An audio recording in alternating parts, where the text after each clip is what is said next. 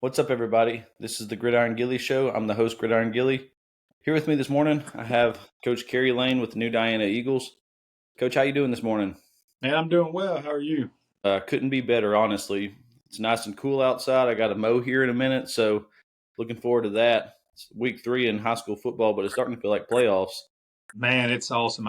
We were on the field 6:20 this morning. I told the kids, you live in East Texas, you live in God's country. It's 60 degrees, and you're practicing football. Life don't get much better. Amen. So, what got me interested? So, first of all, I emailed like 50 something coaches in the East Texas area. What got me interested in you, though, was my first interview. Coach Jermaine Lewis of Gladewater, he name dropped you, and he had a lot of good things to say about you. So I was like, well, I got to reach out to this guy and hear some things about him. So that's what drew me to you, Coach. Yeah, Um, well, Jermaine used to be my buddy, man. He kicked my butt Friday night. I know Jermaine and I have been friends for a long time. I mean, he's a great guy. He's a great coach. We worked together, and then I got to hire him. He's actually the first person I ever hired when I became a head coach in 2016. So he's pretty special. so all the coaches I interview have already looked through the whole schedule through the whole season, and I'm like, I'm going to go to this game, I'm going to go to that game, and I'm trying to pinpoint. I'm probably going to come to your game. Are y'all playing Friday? Yep, we're at Sabine, 7 At o'clock. Sabine. Yep. Yeah, okay. Because I was going to go to West Russ Gladewater, but they changed it to Thursday night. Yeah. So now I'm trying to find me a game. It's either between you and Sabine or DeKalb Jefferson. I'm trying to Now, decide on come that. on, man. You need to come watch these Eagles. All right, these young Eagles, man. We're getting better every week. Well, I saw that. I saw what they did last year. This is your first year as the head coach there, Mm-hmm. but I don't know much about New Diana. I've seen them scrimmage before. They scrimmaged Joaquin several years ago, and that's where I'm from. I'm from Joaquin. So, I mean, I remember seeing them scrimmage, but other than that, I don't know much about them. I do know that Garvin is there, correct? Yep. Mm-hmm. I don't know much about the coach Garvin, but the athlete Garvin, he's a pretty special kid. Yeah. He's a Yeah, hidden no gem, I doubt. feel like. Yeah. Yeah. He's rehabbing a shoulder thing right now. That's why he's not playing football. But I think everybody knows what he can do with that stick in his hand. On pole vault, he's pretty elite when it comes to that. So we're happy for him. All right, well, Coach, how I started out every interview, I just ask you to talk about your coaching history, like what got you into coaching, where you coached at, and just maybe talk about your staff and your kids. So, if you're ready, the floor is yours. Yeah, so what got me into coaching was my high school coaches.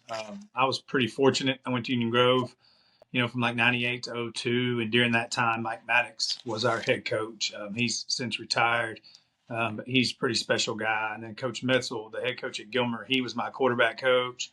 And we just had a pretty, special group of coaches, not just those two. We had several. I mean, Tim Harkrider, who's the superintendent at College Station ISD, he was my baseball coach. Joey Hector was our defensive coordinator baseball coach before that. He's coached a long time in East Texas. He's up in the Metroplex now. And we just had some great coaches. I mean, we for a small school, we had really, really good coaches, and I just always looked up to them. And when I was in college, I was figuring out what I wanted to do, and I was going to dental school. I was a biology major, and I, in the back of my mind, I just kept thinking, man, my dad was like, you don't want to do that. You're going to go be a coach, and so that's what I did, and that's kind of what got me into it. The fact that I had such good coaches. In my career, I planned on being in East Texas forever. My wife is from here also. And so we both went to SFA. And whenever we moved back up here after college, we planned on living up here forever. So I have been in this neck of the woods, but I really kind of moved around more than I thought I would, more than I wanted to. It's just kind of the way coaching goes, I guess. But I started off at Wascom. I did 1 year at Wascom, 1 year at Gladewater in '09. Then I went to ARP. And I learned a lot those first 2 years at Wascom and at Gladewater. But really, when I got to ARP, working for Dale Irwin and working with some great coaches, and that ARP's a good little town, and I really just fell in love with it there. When you first start off in coaching, it's tough. You teach a lot of classes. You're working. You're trying to figure out how to coach. You're trying to figure out how to be a teacher. We were young. We had our first child, and it's just hard in the first few years. You don't make a lot of money, and you're kind of figuring out what you want to do. And I thought about getting out. I really thought about going and doing something else and making more money, working less. That everybody has that thought, I think, when they first get rolling. when I went to ARP, all that stopped. I mean, I really loved it there. I loved working for Coach Irwin. Our superintendent was awesome. Our high school principal, assistant high school principal, who's now the superintendent at ARP, they were all just good guys, and we had good teams, and the kids were awesome, and that really made me fall in love with it. And so I did a couple of years at ARP, and honestly, I planned on staying at ARP. I really liked it there, and we were winning, and things were good. And then Jeff Traylor at Gilmer called me, offered me a job to come coach receivers for him, and that's something you can't turn down. At 27 years old, when you get that call and you get that opportunity. I had worked Coach Traylor's camps for a couple of summers just because of my connections with Coach Metzel, who was the offensive coordinator at that time, the quarterback coach there. And so he called me and pretty much told me that I got a job coaching receivers, and it's yours if you want it. And I don't get told no very much. And so I told him I ain't gonna tell you no either. So I went to Gilmer from there, and really that's ARP is where I fell in love with coaching. Gilmer's where I really learned how to coach the way I coach now. Not that we didn't coach well at ARP or Gladewater or any of that. I'm not saying that, but just the level that Coach Traylor and Matt Turner and Alan Metzel and Todd Barr and those guys were doing it at, I learned a lot. And so my first year there, they only let me coach one kid. I always tell young coaches this, I've been a head coach now, I've been a coordinator, all these things. But when I got to Gilmer in 2012, and that was only 13 years ago, I only coached one kid. I coached the slot receiver. That was it. And that's all they'd let me coach. And I really just shut up and listened for a whole year. And I didn't say anything. I just soaked it in and learned how to coach, And Matt Turner, who was there at the time, I mean, he's around these parts, he's pretty legendary for teaching a lot of us how to coach football. And so that's where my career, I think, took off. We had a pretty good run there. I was there for 4 years, and I think we went 55-5 or something. We won a state championship in 2014 and coached a lot of really good kids and got to work with a lot of good coaches. And then in 2016, I kind of had the itch, I want to be a head coach. I was 32, and I wasn't really just trying to leave Gilmer, but at the same time, you're a young guy on that staff. There's not much room to move up. And so I knew I wanted to be a head coach at some point, and there was a few opportunities that came up, did a couple of interviews, and ended up late in the summer getting a call from Pine Tree. They had interviewed a few people for their head coaching job there at Pine Tree in Longview, and I guess a couple people had mentioned my name to them about, if they got the job, they were going to try to hire me as offensive coordinator. And I don't know the whole backstory, but, I got a call from them late June, almost July, and they just said, hey, we've heard your name. We know you live in Longview, and we just want to know if you want to come talk about it or whatever. So it was kind of a unique situation. So I went to Pine Tree. Never thought I would be coaching at Pine Tree, and never thought I'd be a head coach at a 5A school at 32 years old, but that opportunity came, and it was just something that, I couldn't pass up. And so it was kind of one of those deals. I was deciding on whether or not, I wanted to leave Gilmer to go to Pine Tree. And I called Coach Traylor. He was down at University of Texas, and he was like, man, nobody's ever won there. So it's going to be hard. He's like, but if you can win a little bit, if you can just find a way to win a few games there, you'll do more than anybody else has, and you'll set yourself up, for a good career. And that was really good advice. I think I've never lacked confidence. But when you're going somewhere that's never won, that kind of creeps in your mind. Like, man, there's a lot of good coaches that have come through here that have struggled. And so Coach Traylor really did a good job with me of just giving me that confidence of like, hey, I got to go get after it. Like I can go do something that other people haven't done. And so when I went to Pine Tree, that was kind of the deal. As a young guy, first time head coach, 5A school in a really good district. You got to play Marshall and Texas High and White House and people like that. And those guys are pretty good, and so that was really good. I just jumped off in there and did it. And it took a few years. I mean, it was tough, but got to hire some great coaches, some guys that are still, some of my best friends to this day, and got to work for a great administration. And that was a pretty unique situation. I didn't know a lot about Pine Tree when I went there. And so jumping into that community, and man, they accepted me and my family, and it was fast and furious for a few years there, but it was really rewarding. The kids, two of the kids that Coach Lewis and I coached at Pine Tree were at the game Friday night, and they were just like, hey man, we gotta come see. They call me Paw Paw Lane, and they call him Uncle Lewis, and so they were like, we gotta come see y'all, and so it's just a pretty special thing, I think Pine Tree at that time was one of those places where nobody had stuck around for a while. And so that community and those kids were hungry for somebody to come in and care about them and stay. And so we went and did that. And it was it was a really, really special time. And then, a few years ago, my boys were getting to the age where they were fixing to come up in junior high, and I was at Pine Tree, and we had kind of got it going in the right direction. And honestly, I just felt called to go back to Gilmer. I wanted my boys in a smaller school, and I got two sons, and one was fixing to be in sixth grade, and I wanted them to kind of go through that program at Gilmer, and so it just was weighing on me pretty heavy. I grew up small town, pretty tight knit community, and I wanted that for my kids. And Pine Tree's not a big school by any stretch, but you're in Longview, and I always use this as an example, like. When you ride around Longview, you'll see Longview stickers, Pine Tree stickers, Spring Hill stickers, Hallsville stickers, White Oak stickers, Kilgore stickers. You ride around Gilmer, Texas, you only see one sticker on the back of a car, and it's a G.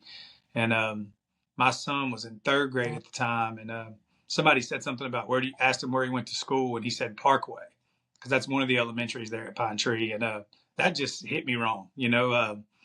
If them kids in Gilmer, Texas, or in Diana, these little small towns, when you ask that kid where they go to school, they say their hometown. They're proud of it. Mm-hmm.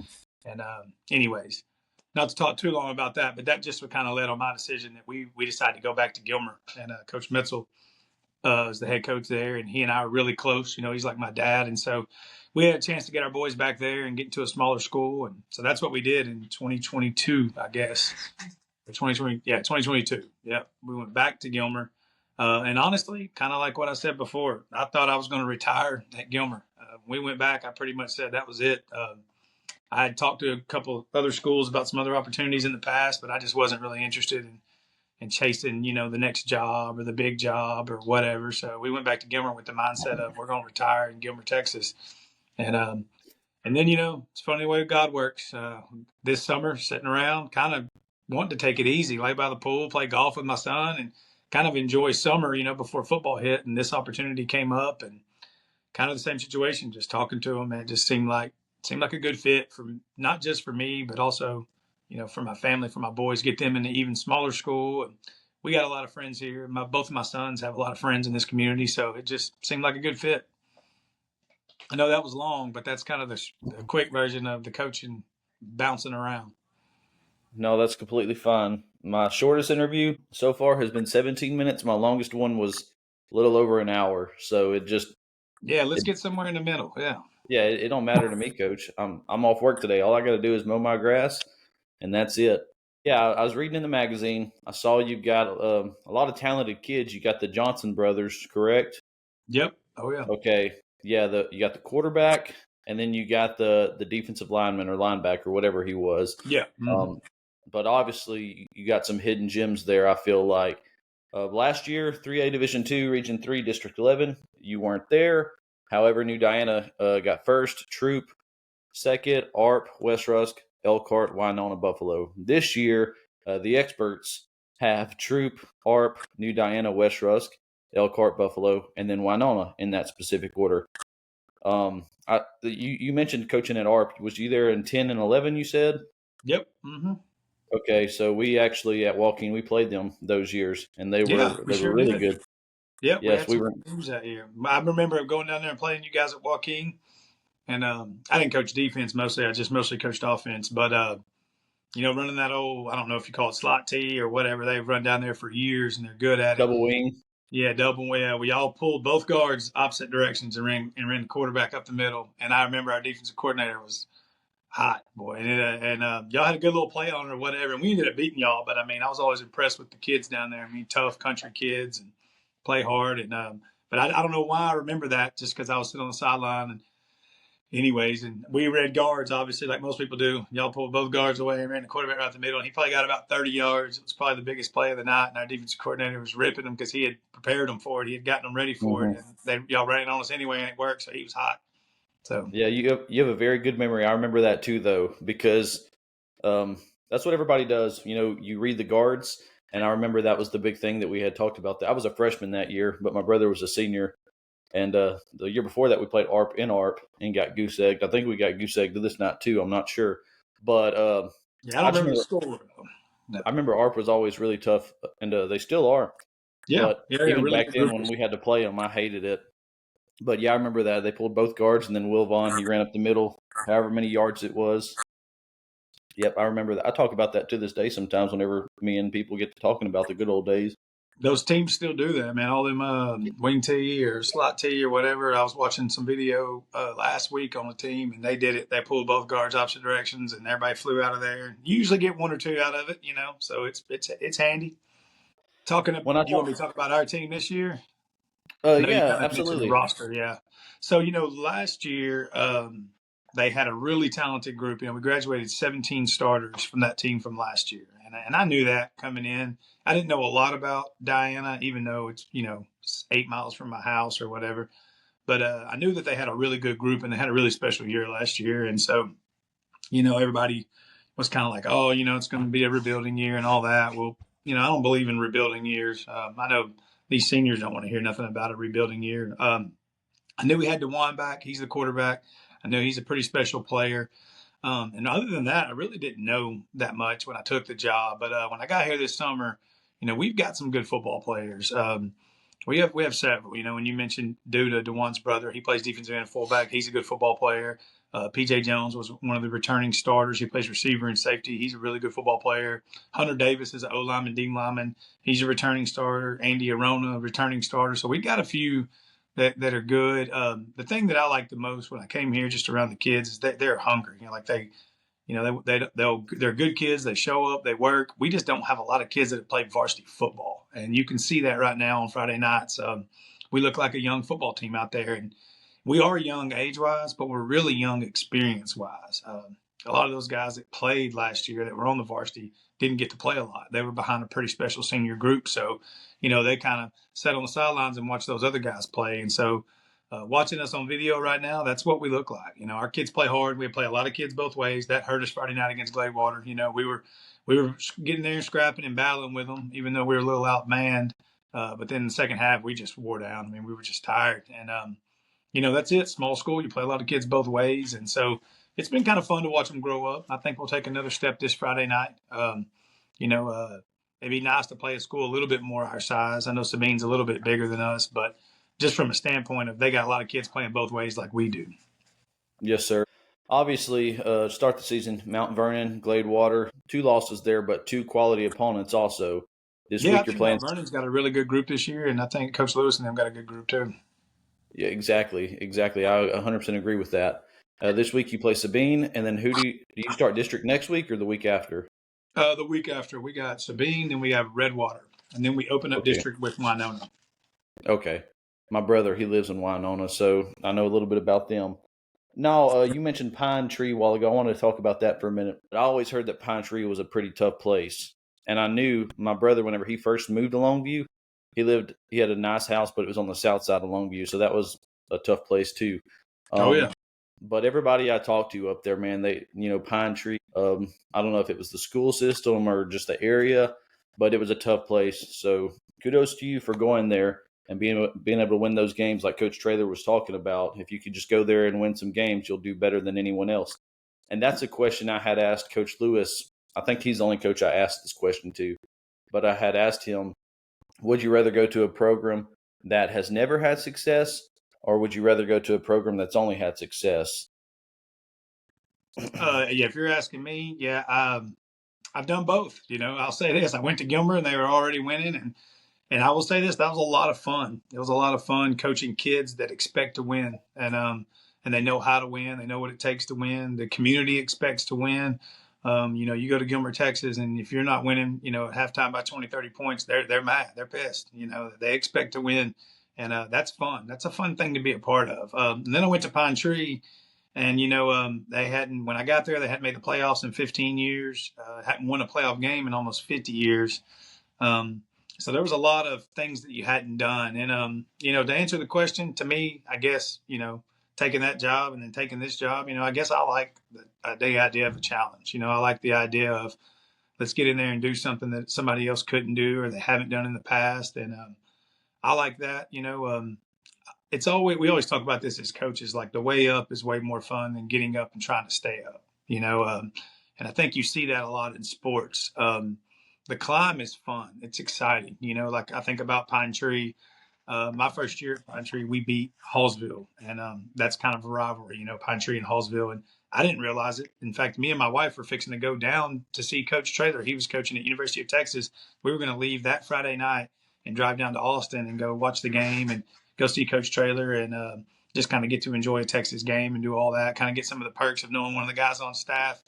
And we didn't get out of there forever because we beat Hallsville, and I didn't realize it, but it was the first time in 15 years, and everybody was celebrating, and they're on the field, and I was kind of like, "What is the big deal?" Like, but it was exciting. There was people that were excited, man. There were kids were excited. There was, grown men that were coming up, and there was a traveling trophy that I guess we hadn't seen in 15 years, and everybody was fired up about that. And to say it's not fun, it would be a lie. It's fun. And that next year we made the playoffs, and it was the first time making the playoffs in 16 years, and that was a big deal. Or 15, something like that. I forget. But and then when we won a playoff game, it was the first one in almost 50 years at Pine Tree, and it was fun, man. It was a special group of kids and special group of coaches, and so I guess again, I've been part of both. I've been in Gilmer where it's established and you get in there and you keep it rolling, and that's a lot of fun too. But then the way up is a blast. It just is. Any coach will tell you that. Everybody's excited, everybody's bought in. You get all these first. You get all these news, you get all that. And then once you get there, then you got the challenge of staying there. And that's a different problem. You're fighting complacency. You got a target on your back. We tell our kids at Gilmer, you're everybody's biggest game. When you play Gilmer, everybody wants to beat you. You're everybody's biggest game. And so you can't have a bad week. So, yeah, I've done both. Both are fun. But, yeah, I guess if I would really say the truth, probably one reason why I took this job. We can win a lot of games at Gilmer, but that's forever going to be Jeff Traylor's program. He started that thing. The stadium's named after him, and rightfully so. He's absolutely earned that. If you can do something special here at Diana that hadn't been done, or do it more consistently than it's been done in the past, they've won here in the past. But if you can do it more consistently than what it's been done, you can kind of make your own mark. So, yeah, I guess I'll probably like that a little more than being somewhere that's established. Well, I guess that sets up my next question, because one thing Coach Lewis did also tell me is that, I don't know if he said it on the air or if it was just me and him talking, but he said that he sees you as a program changer. He said you shifted the program at Pine Tree. So I don't know much about New Diana's program. I did look the last 10 seasons they've had. They've had 4 winning seasons and 6 losing seasons in 10 years. Yep. So, and I know they had a good year last year and a good year the year before, but I don't know what the narrative is with that program. So, Coach Lane, what do you bring to the table at New Diana that's going to shift that culture and get them to expect to win every Friday night? I think the biggest thing is consistency. I know it sounds simple maybe, but it is simple. We're fighting it right now. We got kids that are still out there thinking about what they're supposed to be doing and all that. And when you got the same coach and the same system in place, your kids are free to go play fast. And here, what they've kind of been, they have a pretty good year, and then they'd be down for a couple of years, and they'd have a year where they win 7, 8 games, and then they'd go 1-9. And so, to me, what I want to bring is that we're done with those 1-9, 2-8s. I want to bring some consistency, and football's not that hard of a game. Like I tell everybody, you got to block, you got to tackle, you got to make people miss tackles, and you got to get off blocks. It's pretty simple football game. And so to me, that's what I think I can bring. We're going to have a plan. We're going to have a year-long plan. We're going to start the kids in 6th grade. My son's a 6th grader right now. And right before we got on this call, he's in pre-athletics, and he's out there with Coach Garvin, and he's running them, and he's working them, and he's teaching them, how to be disciplined, how to be tough, and how to be coachable. And then when they get that down, then we'll start teaching them some football. And then after that, we'll do some basketball with them. And then we'll have a running thing, and we'll do a track session with them. And then when we get to the spring, they'll play 7-on-7. And they'll know the whole 7th grade offense before they get out of school in 6th grade. And I think that's how you build it. It has to be from the ground up. And so to me, that's the thing. What I'm going to bring here is consistency. And so that way, when you do have a special year like last year, you can really go do something special. I think as talented as that group was last year, they should have been, playing at Jerry's World.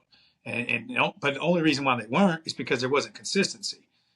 Before, if there would have been the same coach here for 7, 8 years before, that group would have had a chance to go win a ring. Versus when you have a new coach every 2 years, then you're always starting over. You got a new way you do things in the weight room. You got a new way that you run plays. Everything's new. And when everything's new, kids kids got to think too much, and they're worried about all that, and they can't just go play. So that's what I hope to bring here. Yes, sir. That fires me up, honestly. That got me excited hearing that. My next question, and I haven't asked anybody this question yet, but Thursday night I was at a football game, and it was a walk-in game. So a lot of people in walk-in know I'm doing this. And so people come up to me and ask me questions like, hey, ask this coach this or ask. So this question got brought up to me the other night, and I honestly don't know the answer. So I want to hear it from your perspective. What's the value of a head coach? And that's an honest question because some people I've talked to, we see head coaches on the sidelines, and it don't look like they're doing much. You have a coordinator calling these plays. You have this coordinator calling these plays. You have this receivers coach working with these receivers. So honestly, what is a head coach's job? And that's what I want to hear from your perspective because I don't know either. No, that's a great question, and it depends on where you are, and it depends on who the head coach is. And I'm not trying to give you a vague answer, but I'll give you a couple examples. You take a lot of old school coaches; they coached all 22 kids, and the other coaches kind of stood around. That was kind of the way of doing it. Probably a long time ago. Now you do have that world of you hire a coordinator and you kind of let them do their job underneath your parameters. So everybody does it a little bit different. But to me, though, you want to see what kind of head coach, you want to see the importance of a head coach, you need to look at everything with the program. What do the kids look like in the weight room? What's the locker room look like? What's the discipline like? How good are the coaches? Right now I'm doing a lot of coaching kids. If I do my job the right way in the next 3 or 4 years around here, I'll be coaching coaches mostly. And that's kind of what we got to at Pine Tree. When I first got to Pine Tree, I had to coach the kids a lot, which is good. I love coaching kids. And I still always coach the kids. But then you hire a coordinator and you get them groomed up and doing things the way you want done. And then, you know what I mean? And then so I always tell everybody, at my first year at Pine Tree, I ran the weight room. I called the plays. I scripted every practice. I did the special teams. I did everything with that program. And then for 2 years, and really, then I hired Coach Botman, who's the head coach there now, as my OC, and I did it with him the next year. And then I turned it over to him. And then I quit coaching the quarterbacks. I turned those over to Wesley Schoen because he was ready, and Coach Botman was ready. Well, then I started getting involved in special teams. Well, then, Coach Rockwell stepped up and took that. And so to me, a good head coach, really you working yourself out of a job. You are training up people underneath you to do a good job, so that they can go do it and that they can help themselves out. I look at what Coach Traylor did for me at Gilmer. When I first got there, I had no responsibility. By the time I left, I had a bunch of responsibility, and it got me ready. And so to me, what the value of a head coach is, to me, you're setting the standard every single day of how your program is going to operate. You're setting the standard at which the kids are going to be held accountable to. You're setting the standard for which the coaches are going to be held accountable to, not just on the football field, how they act in the schoolhouse, how they handle their business, how professional they are. And you're building a program. To me, that's the biggest thing a head coach can do. And of course, I got a different perspective. I started off at a 5A school. So I had, 14 high school football coaches, 8 junior high football coaches. It's a little different, whereas here at Diana, we have 10 total football coaches, counting me. And so here I do a lot more coaching of the kids versus at Pine Tree. I was doing a lot more coaching coaches, hiring the right coaches, showing them what I wanted. And then, like I said, I ran the strength program. I did all that. Then I hired a strength coach, and I told him, this is what I want, and this is how I want things done. And then I let him have it. And then from there, you fine tune, you make adjustments. To me, I think the head coach is of the most importance. You're the leader. You set the tone. So you can have really good assistant coaches, but at the end of the day, the head coach is the one that's got to stand in front of all of it and get it all done. And there's a lot of guys that are good football coaches that aren't good head football coaches. It takes an organization and leadership style that a lot of people just don't have. And really, there's a lot of really good football coaches that don't want to do it. They don't want to deal with all that headache. So I think there's definitely a niche for guys that want to be a head coach, that want to take that role. I always talk about Coach Traylor. Coach Traylor, to me, did the best job I've ever seen of that. He did not sit in there and tell us what plays to run on Friday night. He would not sit in there and go, we got to do this, we got to do that, or call this or call that or whatever. He was a big picture guy. He had a way he wanted practice to look. He would walk in there and say, hey, make sure we throw the ball to so-and-so 5 times Friday night. Hey, they got a safety that's not very good. Make sure we attack him. He would just give us broad stuff, and then he would let us go to work. And in the games, he'd just go, hey, take a shot. Hey, run the ball here. Hey, run a trick play here. He did a good job of seeing the big picture. And to me, that's what a head coach has to be. If you get caught up in the weeds of every little bitty thing and trying to coach every kid, I don't think you'll be very good. Not today. Not with everybody else having full staffs and having good coaches on staff. And to me, as a head coach, you've got to see the big picture, and you've got to hire good people, and you've got to train them up, and then you got to let them go do their job. Yes, sir. I like that answer. So, as far as questions that require a lot of thought, we're done with that. I'm just going to ask you a couple more questions, and then I'll hit you with a scenario, and then that'll be it, okay? That'll work. So, these questions are easy. Are you a college or NFL guy? Oh, college, 100%. I barely watched the NFL. You got a favorite team? I don't know, man. I like all the Texas teams, I guess. I like UTSA, obviously, because Jeff's there. I like any school where I got a former kid that's playing. I went to SFA, so I'll cheer for them. Obviously, I like it when Texas is good, just because it's good for the state. So, I mean, I guess not really, I guess. My favorite Texas team is SMU. I don't know if There you you see go. it. I got a flag on the wall. I like Yeah, Rick I see Lashley. it. I think he's a great coach. He is a good coach. He's done a great job there. I had a Um, kid, Gary Wiley, played for me at Pine Tree, and he started at SMU for 3 years. Heck of a football player. He was good. what's your favorite football movie? Oh, that's a good one. Man, that's tough.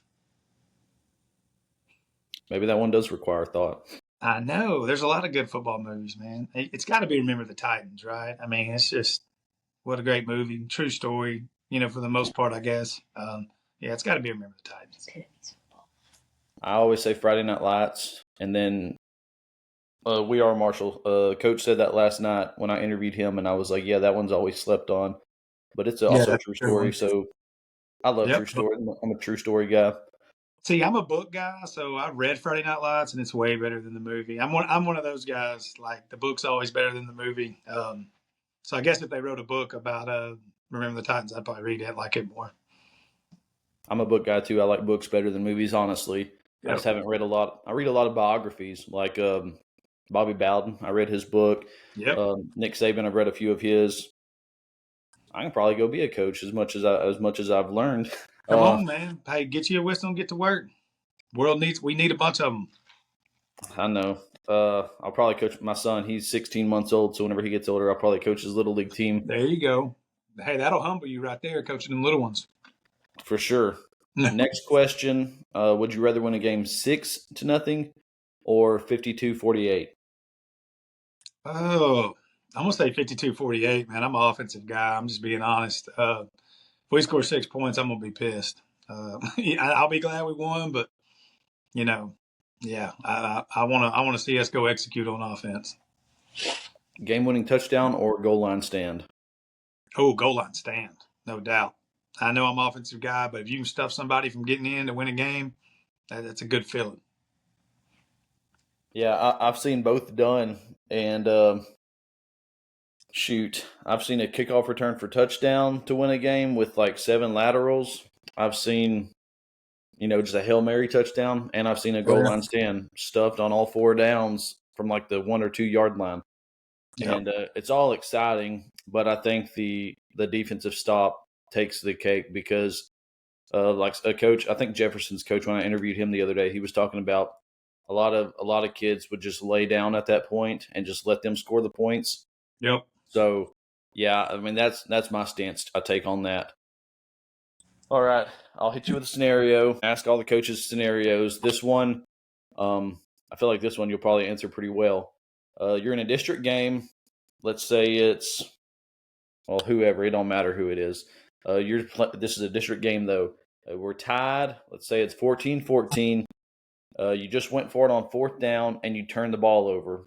I don't know if it was a pick, a fumble, or just turnover on downs, but you just turned the ball over, and the other team, they go down and score. So now you're down 21-14. And I don't know if you're a field goal guy or a PAT or 2-point conversion. This is just a scenario. Yeah. But you just got down 21-14, and the momentum has shifted in their favor 100%. So how do you get that momentum back? Because, I mean, we're in the 4th quarter, I assume. How do you get that momentum back, shift it in your favor, and go down and punch it in and get the win? Oh, so I got the ball back, right? We're down 7. That's what you're saying. Yes, sir. Okay. Yeah. So to me, in that moment in the game, you want to be efficient. So which means you want to call the things that you know your team is good at. Everybody talks about momentum, and they say, well, kids are front runners nowadays. They get down and they get up, and well, everybody's a front runner. I tell grown men that. I say, when you watch the Cowboys, you throw a fit when they don't score, and then you celebrate when they do.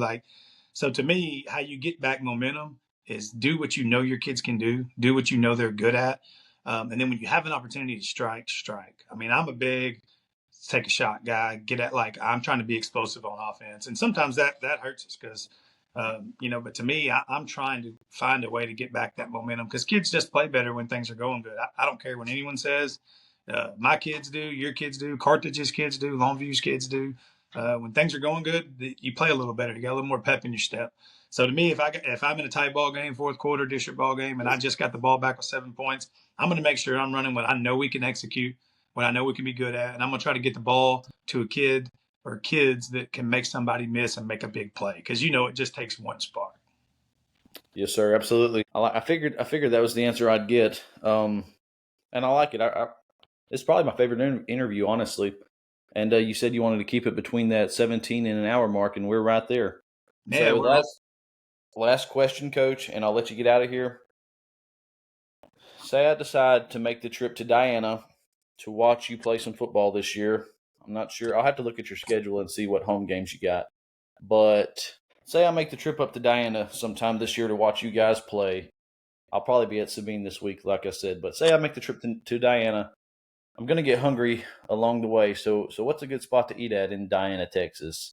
Are you coming? So hold on now. On the way or in Diana? Because that's two different things now. Yeah. Oh, I know what's on the way to Diana. Yeah, I was I fixing just to say. In Diana, so we got Telly's, obviously, good Mexican food, locally owned company. We got a new Chow's or whatever little Mexican place, really good. I just had it the other day for the first time. And other than that, in Diana, we got Bankside Pizza, locally owned, big supporters of the program, great lady. Um, that's pretty good pizza now. Bankside Pizza, I would say you got to go there, man. It's locally owned, big supporter of the program, big supporter of the school. Really, really, really good pizza and pasta. so you've spent a lot of time. That's my last question, but I'll just ask this one just because you spend a lot of time around Longview, the Longview area. It seems like. Yeah, lived in So Longview forever. I lived there for 2 years, and we ate a lot of. My wife and I, we ate a lot of food there. We tried to eat as much of the, or at least all of the restaurants we could, and we probably only ate 30% of them. So, in your opinion, what's the best restaurant in Longview? And God, if you want to categorize it, you can. I'll man, see if that's we can. tough. I'll see if I've ate Yeah, there before. yeah. I mean, if you're gonna eat a steak, you got to go to Leon's Leon's. Yep. and get a steak. Okay, that's what you got to do. A lot of people don't like Leon's because it's a steak place, but if you're gonna eat Italian food, you got to go to Roma's downtown. Roma's is a really good Italian place downtown. Mexican food's tough for me because my favorite Mexican food to eat is probably T Blanco's, but Yes. the guy that owns Papacitas is a really good friend, and it's probably the best place if you're trying to just go in, get some food, well priced, good atmosphere. So Papacitas is, I gotta say, Papacitas or T Blanco's on Mexican food. Um, I don't know, man. Other than that, what else is there? I'm a big catch guy. I like the catch. I love the You ever catch. eaten at the catch? Yeah, the catch is Yes. good. Right in front of Sam's Club. Yep, yep. So I'm one of those, like, I don't like eating at like chain places. Like I don't I don't like either. like Olive Garden, and my wife loves Olive Garden. Olive Garden, I hate it. I like eating at places that are locally owned, kind of a unique. I'll give you a good little spot. Have you ever been to Judd's downtown?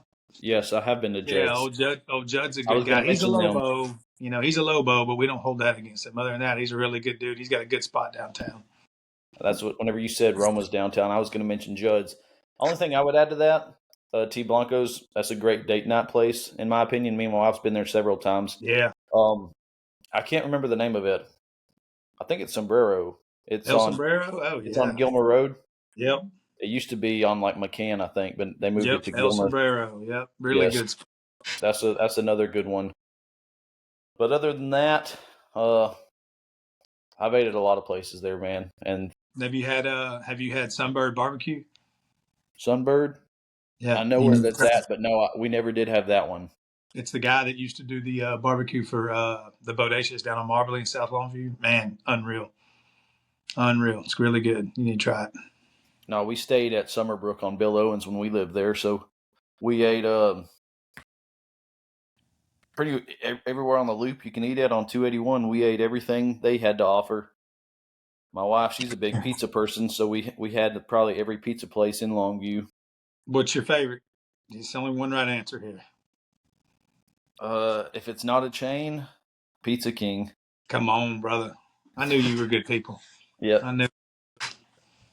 I ain't Yeah. had the I haven't had the Pizza King, the new Pizza King yet, but I'll stick to the OG Pizza King. There you go. There you go. Yeah, always good.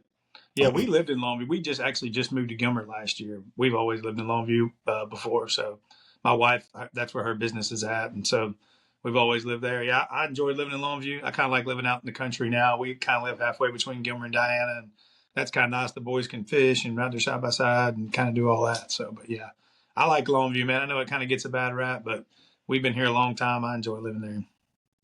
It's a good place. Like I said, I didn't have no problems whenever I lived there, but I've just heard a lot of things. It's a big city, so you're obviously going to have some problems in some places.